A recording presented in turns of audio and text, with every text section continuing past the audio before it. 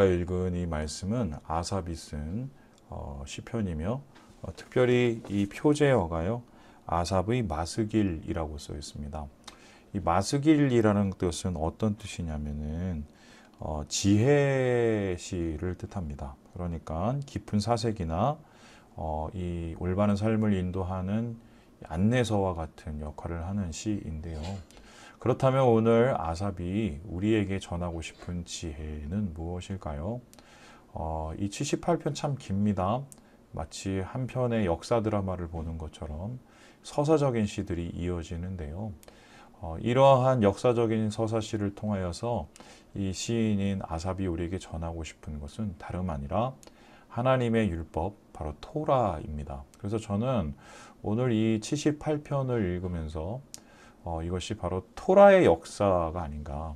그래서 토라의 역사를 우리에게 전하는 시다. 그래서 토라가 왜 우리에게 전해졌으며, 그리고 왜 토라가 우리에게 어떤 역할을 하며, 또한 토라에게 우리가 어떠한 자세로 대해야 되며, 그것에 따라서 토라를 통해 우리가 무엇을 얻을 수 있는지, 이러한 전반적인 이야기를 써놓은 것이 바로 오늘 우리가 읽은 78편의 시입니다. 특별히 그래서 이 토라에 대한 이야기를 지금 시인은 다음과 같이 이야기를 하는데요. 우리 함께 1절의 말씀을 같이 한번 읽어보도록 하겠습니다. 1절입니다. 내 백성이여 내 율법을 들으며 내 입의 말에 귀를 기울일지어다. 내가 이를 열어 비유로 말하며 예로부터 감추어졌던 것을 드러내려 하니. 하나님의 율법, 바로 그 토라에 대한 것을 전할 때 특별히 비유로 말하겠다라고 하고요. 예로부터 감추어졌던 것을 드러내겠다라고 합니다. 여기서 말하는 비유는 우리가 생각하는 비유하고는 조금 다른데요. 히브리어 마샬이라는 이 단어는요. 잠언에 가깝습니다. 그러니까 앞에서 말했듯이 우리에게 지혜와 교훈을 전하는 방향으로 하고요. 특별히 하나님의 율법을 다루는 방법이 감추어졌던 것을 드러내려 한다. 그러니까 주님께서 주시는 율법, 모세오경이죠. 창세기부터 시작된 이 신명기까지의 그 이야기를 세대와 세대를 잇는 방법으로 새롭게 해석해서 그들의 귀에 전하기 위한 이 시가 바로 오늘 우리가 읽은 시편 78편의 이야기다. 이렇게 하겠습니다. 자, 그런데 이 78편의 시를 아삽은 그의 자손들에게 전하면서 특별히 그것을 잠언의 방법으로, 교훈의 방법으로, 그리고 역사적인 방법으로 설명을 하려고 하는데요.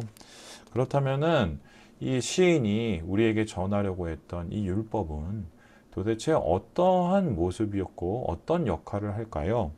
오늘 우리가 읽은 이 11절까지의 말씀은 이 서언에 대한 부분이고요.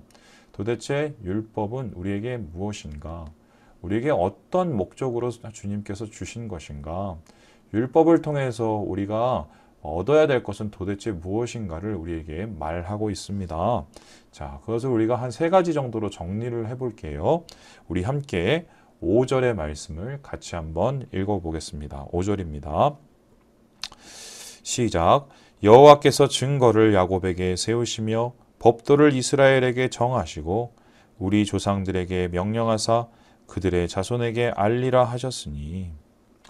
오늘 시인은 첫 번째로 율법을 얘기할 때 증거를 세우시고 전하라 하셨습니다. 여기서 말하는 증거는 히브리어로 이 원어적인 의미를 바라보면 경계 표시를 뜻합니다. 여러분 아시겠지만 어디에 가든지 이 경계를 정해 놓게 되지요. 그 경계를 정해 놓는다는 것은 뭐냐면 이것이 과연 하나님이 원하시는 것인지 원하시지 않는 것인지, 이것이 과연 선한 것인지 악한 것인지, 이것이 과연 의로운 것인지 아니면 의롭지 않은 것인지를 정확하게 구별할 수 있도록 주님께서 우리에게 주셨다는 것입니다. 여러분, 우리가 죄를 지을 때 알고 짓는 죄도 있지만 때로는 우리가 알지 못할 때 죄를 지을 경우도 있습니다. 알지 못할 때 죄를 짓게 된다면 그것은 알려주면 돼요. 그래서 주님께서는 이스라엘 백성을 광야로 이끌어내셔서 출애굽하시게 한 다음에 노예 생활에 젖어 있던 그들에게 가르치십니다. 친히 하나님께서 선생님이 되셔서 무엇이 옳고 무엇이 그른지를 정확하게 이 경계를 정해 주시게 되죠. 이런 경계 교육을 이스라엘 백성이 1년 동안 하게 되고요. 이 1년 동안 한 후에 바로 길을 떠나서 가나안으로 가는 길을 따라가게 되는 것입니다. 여러분, 그렇습니다. 우리가 설교를 듣고 말씀 묵상을 합니다. 그 이유가 무엇입니까? 주님이 원하는 것과 원하시지 않는 것을 깨닫기 위함이 아닙니까? 우리가 무지할 때, 무식할 때 저지를 수 있는 죄를 예방하기 위해서 우리가 그 말씀 속에서 하나님의 뜻을 찾고 하나님이 원하시는 길을 찾게 되는 것이지요. 바로 율법은 그 역할을 우리에게 줍니다.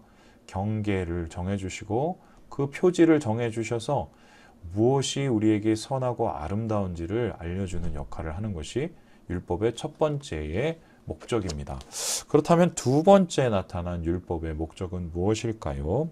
예, 우리 함께 7절의 말씀을 같이 한번 읽어보도록 하겠습니다. 7절입니다. 시작! 그들로 그들의 소망을 하나님께 두며 하나님께서 행하신 일을 잊지 아니하고 오직 그의 계명을 지켜서 앞에서 보았듯이 경계 표지를 세워놓으신 하나님께서는 이 율법을 통해서 하나님께 소망을 두게 하시겠다라고 말을 합니다. 여기에서 소망이라는 것은 바로 하나님에 대한 무한한 신뢰를 뜻합니다.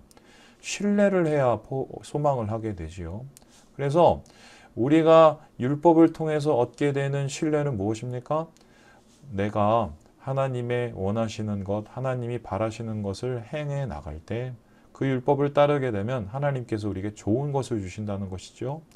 그 좋은 것은 바로 하나님이 주신 축복입니다. 그래서 신명기 28장에 보면 율법을 순종하여 지키는 자에게 주시는 그 축복을 이야기하고 있습니다. 뭐 떡반죽 그릇까지 하나님께서 축복을 받게 해주신다. 뭐 이 소리가 무슨 뜻인지 여러분 잘 아시겠죠? 순종하는 자를 주님께서 기뻐하시고 그를 통해서 하나님의 크신 은혜를 내려주신다는 건데요. 지금 주님께서 7절을 통해서 이야기하는 것처럼 우리에게 소망을 두게 하시고 그 축복의 소망을 따라서 그 순종의 길을 지키는 그 길을 가게 하시려고 율법을 주셨다. 물론 때로 우리가 살다 보면은 주의 말씀대로 살 때 우리가 언제나 그때그때 바로바로 복을 받는 것은 아닙니다. 때로는 하나님이 원하시는 행동을 선택해서 오히려 손해를 보는 경우도 있습니다. 저도 그런 경우가 많아요. 그런데 그것은 매우 단기적인 기억이죠. 우리가 뒤이어서 생각을 해보면 우리의 짧은 인생에서도 마치 그 순간에 내가 손해를 보는 것 같으나 지나보면 하나님께서 그만큼 더 채워주시는 것을 경험하게 됩니다. 저는 이것을 정말 많이 경험을 했고요. 그때마다 제가 느끼는 게 두 가지였어요. 야, 내가 얼마나 어리석은가. 참 그때 그렇게 원통해하고 분통해하고 불평하고 원망했던 것이 참 얼마나 어리석은 행동이었는가. 그런 것을 깨닫게 되고요. 두 번째 제가 그때 깨닫게 된 것은 이런 거죠. 그렇지만 하나님은 참 얼마나 은혜로우신가. 그렇게 말 안 듣고 불평하고 원망하고 또한 시리에 빠진 우리들을 끝까지 포기하지 않으시고 하나님의 은혜로 축복으로 초대하시는 주의 그 영광, 그것을 깨닫게 되지요. 그래서요, 율법은 우리에게 경계를 정하여서 옳고 그름을 알게 할 뿐만 아니라 두 번째는 하나님께 소망을 두어 순종의 축복을 누리게 하시기 위해서 주셨다라고 주님께서 말씀을 하고 있습니다. 그렇다면 마지막으로 율법이 우리에게 주는 이 목적, 율법이 우리에게 주는 혜택은 무엇일까요? 예, 우리 같이 8절의 말씀을 같이 한번 읽어봅시다. 8절입니다. 시작. 그들의 조상 곧 완고하고 패역하여 그들의 마음이 정직하지 못하며 그 심령이 하나님께 충성하지 아니하는 세대와 같이 되지 아니하게 하려 하심이로다. 오늘 특별히 이 시인이 율법의 역사, 토라의 역사를 수많은 장절을 통하여서 쓰고 있는 이유가 무엇일까요? 율법을 통하여서 그들이 축복도 받았지만 이스라엘 백성이 율법을 통하여서 하나님의 축복에서 멀어진 경우도 있었기 때문입니다. 그래서 율법을 하나님께서 우리에게 다시 들려주시고 아삽이라는 사람을 통해서 재해석을 하여서 우리에게 잠언을 허락하신 이유는 무엇일까요? 우리가 그들이 했던 똑같은 실수를 반복하지 않기 위해서 하는 것이다. 여러분, 사람은 그렇습니다. 멍청하죠. 우리는 일종의 모두가 인류가 단기 기억 상실증에 앓고 있지요.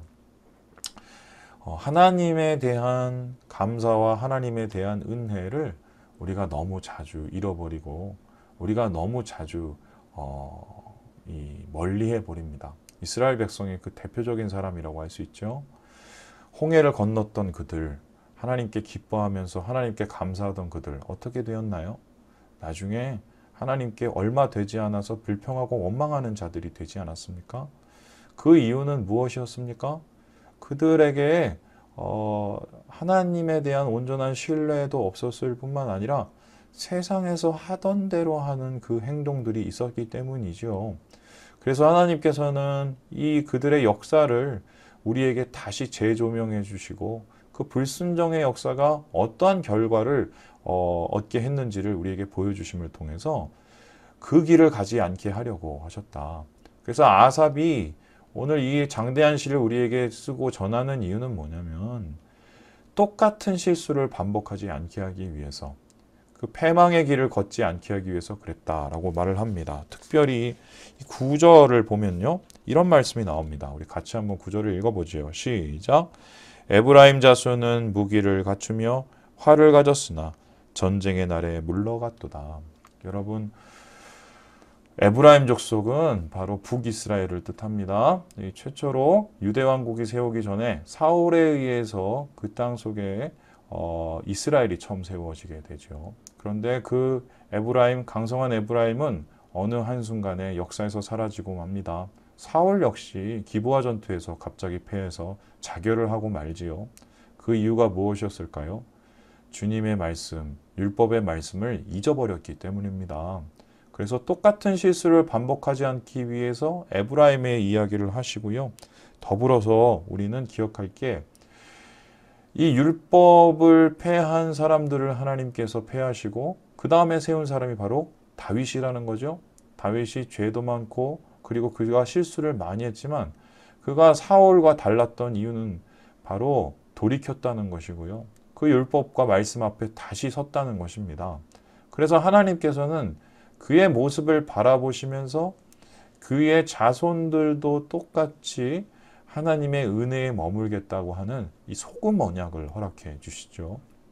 우리가 그 언약 속에서 예수를 만나고 그 예수 속에서 복음을 발견하고 있지 않습니까? 그래서요, 율법은요, 결국 실수를 반복하지 않고 하나님 안에서 복을 받게 하기 위해서 우리에게 주시는 것이다. 오늘 아삽이 그렇게 전하고 있는 것입니다. 여러분, 그렇다면은 오늘 말씀을 통해서 여러분께서 다시금 깨닫게 되는 것은 무엇입니까? 저는 뭐 여러 가지보다 2년이라는 세월을 한번 돌아보고 싶습니다. 우리 코로나로 인해서 2년이라는 세월이 흘러가 버렸습니다. 그 속에서 어려움을 당하신 분도 있고 답답함과 갑갑함 속에서 살고 또 힘드셨던 분도 계십니다. 그리고 원치 않게 가족을 이루신 분도 계실 거예요. 참 애석한 일이죠. 예, 답답한 일입니다. 안타깝죠. 그러나 그 안타까움에서 그냥 머문다면 우리가 얻을 수 있고 우리가 바랄 수 있는 것은 없습니다. 2년간의 기간이 우리에게 어떠한 의미였는지를 좀 돌아봐야겠죠. 그 돌아볼 수 있는 기준은 바로 말씀입니다. 내 2년간의 시간이 주의 말씀 앞에서 어떻게 서 있었었는지, 나는 정말 주님이 원하시는 삶을 살아가는 자였는지, 나는 정말 주님께 소망을 두고 그 축복의 길을 가려고 몸부림쳤던 자였는지, 나는 또한 똑같은 실수를 반복하지 않기 위해서 다시 주님 앞에 엎드렸던 자였던지, 그것을 우리가 고민해낼 때 하나님께서 우리에게 주시는 그 은혜들, 말씀을 통해, 토라를 통해, 율법을 통해서 주신 그 은혜들을 우리가 모두 누릴 수 있을 것입니다. 말씀을 마칩니다. 사랑하는 형제 자매 여러분, 말씀이 우리를 지킵니다. 말씀이 우리를 축복합니다. 말씀이 우리를 되돌리십니다. 기억하시고 주의 말씀 안에 거하며 오늘 하루를 주님과 함께 은혜롭게 살아가시는 우리 모든 형제 자매들 되시길 주님의 이름으로 축원합니다.